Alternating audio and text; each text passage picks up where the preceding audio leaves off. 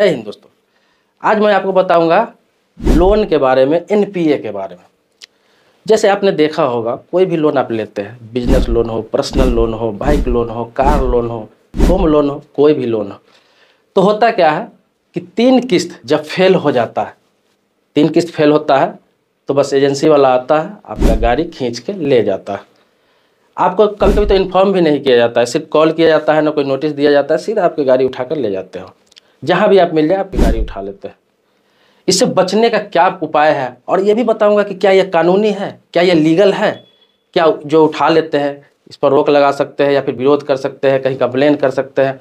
तो सारी जानकारी मैं आपको देने जा रहा हूँ, पूरे वीडियो में आप बने रहेंगे। आगे बढ़ने से पहले रिक्वेस्ट करूँगा, वीडियो को लाइक करिए, और मन में कोई सवाल प्रश्न रह जाएगा इस वीडियो से संबंधित आप कमेंट बॉक्स में लिखेंगे, फिर क्लियर करने का प्रयास करूँगा। कोशिश करूँगा कि इसी में आपका सारे मामलों को क्लियर करूँ। देखिए, होता क्या है कि कोई भी लोन आप लेते हैं, चाहे वो होम लोन हो घर बनाने के लिए, या फिर पर्सनल लोन हो पर्सनल ज़रूरत को पूरा करने के लिए, या फिर बिजनेस लोन हो व्यवसाय करने के लिए, कार लोन हो, बाइक लोन हो, कुछ भी आप लेते हैं। अब लेते हैं तो क्या होता है, लोन तो आपको मिलता है तो आपसे एग्रीमेंट साइन कराया जाता है, आपका सारा डॉक्यूमेंट्स लिया जाता है, साथ में एग्रीमेंट साइन कराया जाता है, साथ में विटनेस भी होते हैं। विटनेस भी होते हैं मतलब गवाह जिसे बोलते हैं।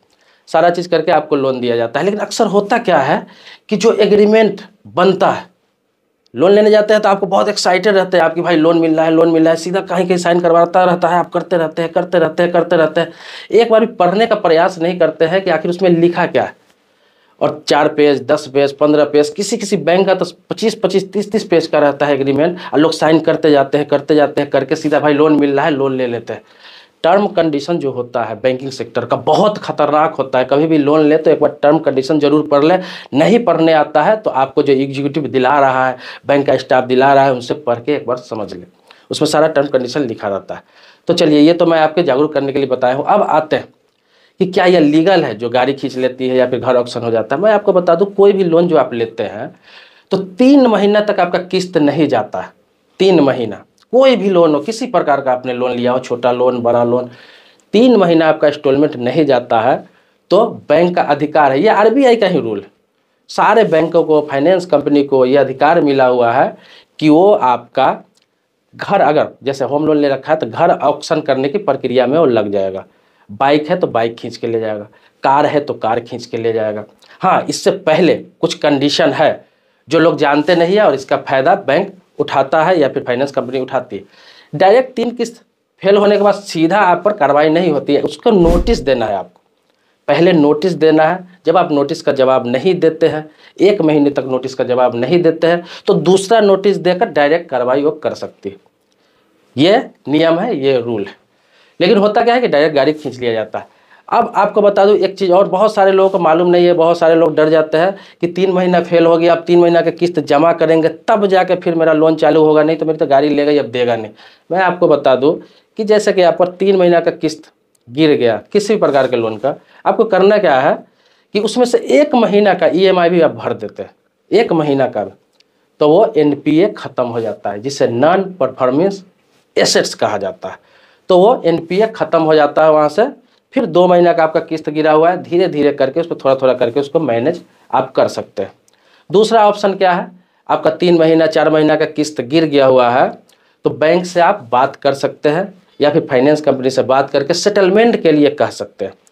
लेकिन इसके लिए आप एनपीए का इंतजार नहीं करें। आपकी स्थिति अगर ख़राब हो रही है, आपको लगता है कि नहीं मेरे ऊपर लोन है, मेरा बिजनेस खत्म हो गया हुआ है, इनकम को कोई साधन नहीं है, किसी प्रकार का कोई व्यवस्था नहीं हो रहा है, पैसे मैं नहीं दे पाऊंगा, तो जैसे एक किस्त आपका फेल हो रहा है, दूसरा किस्त फेल हो रहा है, आप बैंक जाइए, फाइनेंस कंपनी में जाइए जहाँ से आपने लोन ले रखा है किसी प्रकार का लोन, और वहाँ पे बात करिए सेटलमेंट के लिए। आपको पहले करना है, एनपीए होने से पहले करना है कि मेरे लोन को आप सेटलमेंट कर दें, मतलब 6 महीने के लिए और बढ़ा दें, 3 महीने के लिए बढ़ा दें, 1 साल के लिए बढ़ा दे, मतलब जितना आपको लगता है कि जितने दिन बाद से पैसा मेरा आने लगेगा उतना दिन के लिए सेटलमेंट जाकर कर सकते हैं।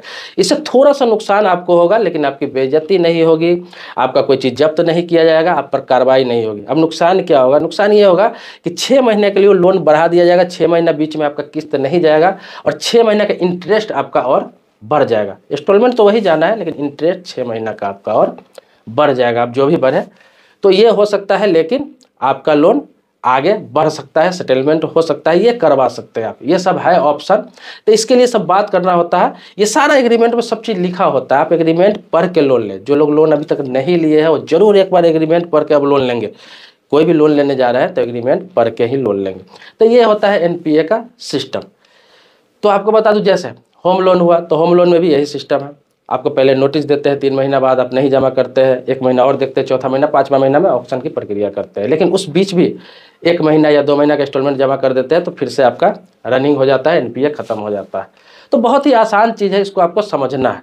अगर आप समझते हैं इन चीज़ों को तो कोई दिक्कत नहीं आएगी।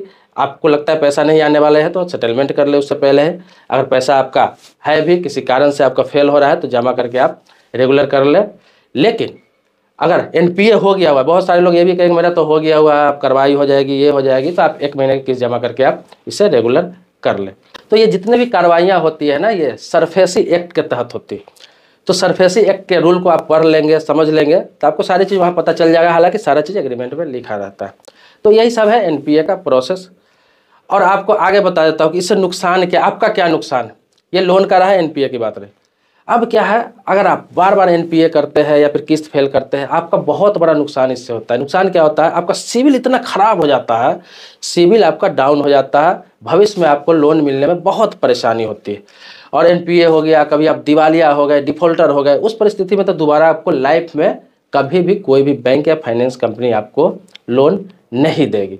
इसीलिए कोशिश करें कि लोन ले तो तभी ले जब आप उसको दे सकते हैं। और अगर नहीं देने में सक्षम है तो सिर्फ इसलिए लोन नहीं ले कि ज़रूरत है ले लेता हूँ। आप कोशिश करें कि लोन लेने की कोशिश ही नहीं करें। आप कोशिश करें कि कोई अगर छोटा मोटा काम है, अगर खुद से हो जा रहा है, छोटा मोटा बिजनेस है, खुद से हो जा रहा है तो खुद से करें। तो दोस्तों, इसी प्रकार की नई नई जानकारी मैं आपको देता रहता हूँ। बैंकिंग सेक्टर हो, लोन का सेक्टर हो, या फिर आपको इंश्योरेंस हो, पोस्ट ऑफिस हो, बहुत सारे मुद्दों में बात करता रहता हूँ। आप कमेंट बॉक्स में लिखिए, उस जवाब में फिर से वीडियो जरूर बनाऊंगा। मिलते हैं नेक्स्ट वीडियो में एक नए मुद्दे के साथ। तब तक के लिए शुक्रिया, धन्यवाद, जय हिंद दोस्तों।